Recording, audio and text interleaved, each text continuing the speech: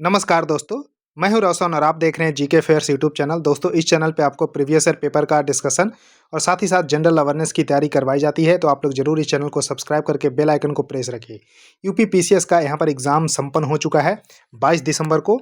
तो इसके हम आंसर की जो है डिस्कस करें। मोस्ट ऑथेंटिक आंसर की यहाँ पर मिलने वाला है आप लोगों के लिए। और देखिए, आपके पास क्वेश्चन पेपर है तो gkfairs25@gmail.com पे भेज सकते हैं ताकि हम यहाँ पर डिस्कस अच्छे से कर सकें। तो देखिए, तीसरा पार्ट है तो क्वेश्चन नंबर 16 से हम यहाँ पर डिस्कस करेंगे। 15 क्वेश्चन ऑलरेडी डिस्कस किया जा चुका है तो उसको जरूर देख लीजिएगा। और देखिए, क्वेश्चन है कि the only when that carries oxygenated blood, यानी कि एकमात्र सिरा कौन सा है जो कि ऑक्सीजन युक्त रक्त जो है वहन करती है। तो यह पल्मोनरी वेन, तो पल्मोनरी सिरा इसका सही उत्तर हो जाएगा। तो करेक्ट उत्तर इसका बी सही होगा, यानी कि एकमात्र सिरा यही है जो कि ऑक्सीजनेटेड ब्लड को कैरी करता है। अब देखिए, क्वेश्चन है कि मधुमेह जो कि एक बहुत ही सामान्य विकार है, किससे संबंधित है। देखिए, मधुमेह होता है इंसुलिन की कमी से। इसको सबसे पहले ध्यान रखिएगा, इंसुलिन की कमी से मधुमेह रोग होता है, इसको ध्यान रखिएगा। तो ये किसकी जो है सामान्य विकार से संबंधित है, तो अग्नाशय इसका सही उत्तर होगा, दैट इज ए पैनक्रियाज। तो करेक्ट उत्तर इसका सी सही होगा, इसको जरूर ध्यान रखिएगा। अब देखिए, नेक्स्ट क्वेश्चन है कि एक बस एक निश्चित दूरी की पहली आधी दूरी V1 से, तो देखिए V1 से, और आधी दूरी जो है V2 वेग से पूरी करती है। तो पूरी यात्रा में बस की औसत गति, तो देखिए कई बार एग्जाम में आ चुका है, तो करेक्ट उत्तर इसका ए होगा, यानी कि 2V1 V2 divided by V1 plus V2। तो करेक्ट उत्तर इसका ए सही होगा, इसको जरूर ध्यान रख लीजिएगा, इंपॉर्टेंट है। उसके देखिए, नेक्स्ट क्वेश्चन है कि मानव विकास सूचकांक HDI, that is a human development index, जो कि UNDP के द्वारा जो है पब्लिश किया जाता है, इसको ध्यान रखिएगा।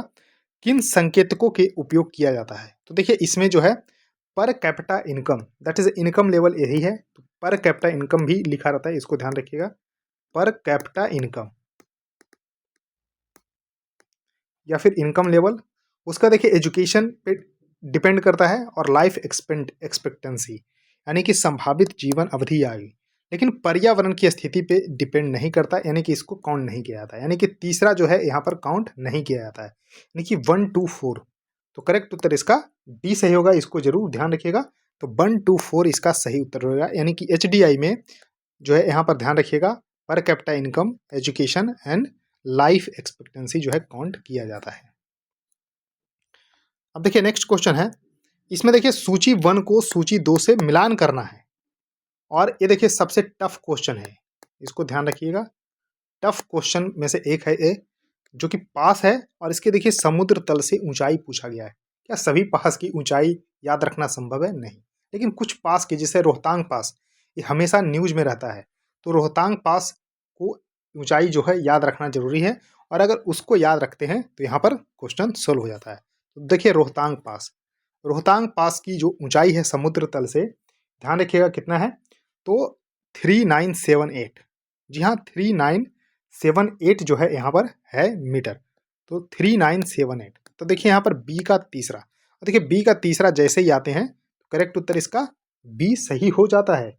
जी हाँ, बी इसका सही उत्तर हो जाएगा। ध्यान रखिएगा, रोहतांग पास की ऊंचाई यानी कि 3978 मीटर है। उसके बाद देखिए देवसा, तो देवसा की यहाँ पर यही है, यानी कि 5360 मीटर।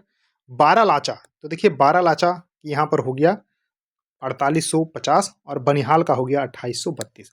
अब देखिए, एक काम आपको अब बचता है कि इसके सभी का लोकेशन जो है आपको जाके जरूर लिख लेना अपने नोटबुक में, कि देवसा जो है पास कहाँ पर है, रोहतांग पास, बारालाचा पास और बनिहाल पास। देखिए, ऊंचाई तो मैंने बता दिया है, लेकिन आपको लोकेशन जरूर, क्योंकि कई एग्जाम में लोकेशन भी पूछे जाते हैं। अब देखिए, नेक्स्ट क्वेश्चन है कि सूची 1 को सूची 2 से मिलान करना है। इसमें क्या है, निबंधकार हैं एक तरफ और उनके निबंध, तो इसको ध्यान रखिएगा। देखिए देवन भट्ट, तो देवन भट्ट के बारे में पूछा गया है, तो देवन भट्ट की जो निबंध है स्मृति चंद्रिका, स्मृति चंद्रिका है, यानी कि ए का चौथा हो गया। उसका देखिए हेमाद्री, हेमाद्री का हो गया यहाँ पर चतुर्वर्ग चिंतामणि, तो हेमाद्री का चतुर्वर्ग चिंतामणि। तो यहाँ पर देखिए 4 3 यहाँ पर हो गया।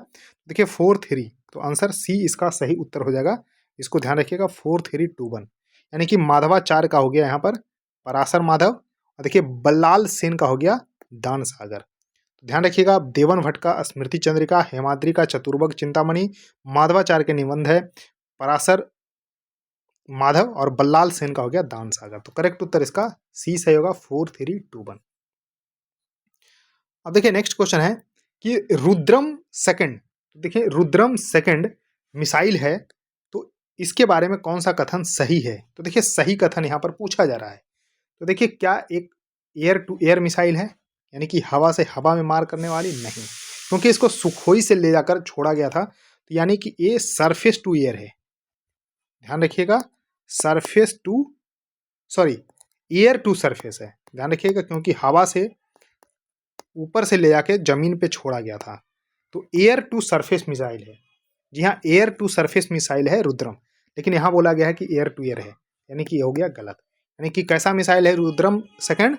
तो एयर से सरफेस, यानी कि सुखोई से ले जाके उसको जो है एक्सपेरिमेंट किया गया था। और देखिए टेस्टेड कहाँ किया गया? राजस्थान में, मई 24 में। तो जी हाँ, ध्यान रखिएगा 29 मई, करेक्ट डेट अगर ध्यान रखिएगा, 29 मई 2024 को इसका टेस्ट किया गया था, लेकिन राजस्थान से नहीं, बल्कि integrated test range Chandipur Orissa से इसको टेस्ट किया गया था।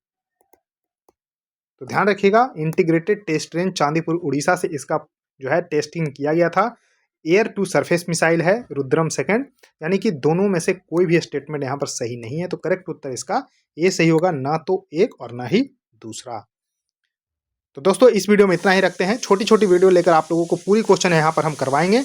बस आपका काम बचता है वीडियो को लाइक करना, और देखिए शेयर करना अपने दोस्तों के साथ, और चैनल को भी सब्सक्राइब कर लेना। थैंक यू दोस्तों, इस वीडियो में इतना ही, धन्यवाद।